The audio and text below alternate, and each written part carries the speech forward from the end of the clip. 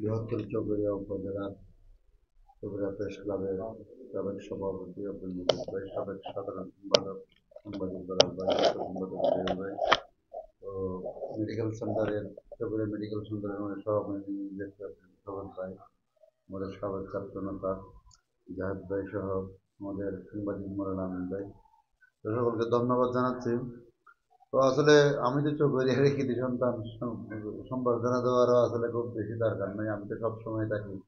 তো বিশেষ করে আমার রাজনৈতিক জীবন, ছাত্র জীবন থেকে আমি রাজনীতির সাথে জড়িত, এবং স্কুল থেকে আমি যখন ক্লাস 8-এ তখন আমাকে সভাপতি বানিয়ে দেওয়া হলো 9-10-এর উপরে ওই সময়ে। তো সেই থেকে আমি আছি। তারপরে কক্সবাজার সরকারি কলেজ বা কক্সবাজার শহর এবং জেলাতে ছাত্র রাজনীতির নেতৃত্ব দিয়েছি, ছাত্র সংসদের নেতৃত্ব দিয়েছি কক্সবাজার সরকারি কলেজে। পরবর্তীতে আমি শ্রমিক রাজনীতিতে যোগ দিয়ে আমি আমার মনে হয় আমি 1.5-2 বছরের মাথায় আমি কক্সবাজার জেলার শ্রেষ্ঠ শ্রমিক সংগঠন কক্সবাজার দোকান কর্মচারী ইউনিয়ন জেলা সভাপতি নির্বাচিত হই। তো বারবার নির্বাচিত হয়েছে, যতবার ভোট হয়েছে আমি নির্বাচিত, আমি এখনো আছি। 22 বছর ধরে ওই সংগঠনে আমি আছি।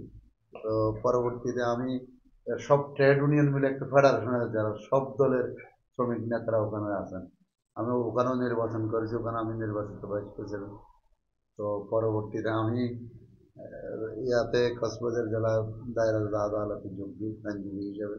আলহামদুলিল্লাহ, আইনজীবী হিসাবে আমি এই অল্প সময়ে কক্সবাজার জেলায় আমি চেষ্টা করেছি সাধারণ মানুষের আইনগত সেবা দেওয়ার জন্য।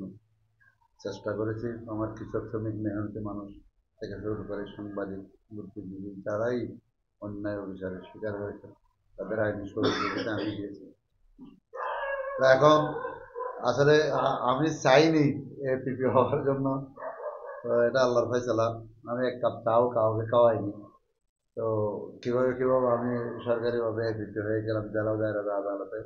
আমি এখন ওই যুগ্ম দায়রা দ্বিতীয় আদালতের দায়িত্ব পালন করতেছি। এটা মহান আল্লাহর ফয়সালা, আল্লাহ আমাকে এই দায়িত্ব দিয়েছেন। আমি চেষ্টা করব আইনজীবী এবং সরকারি এপিপি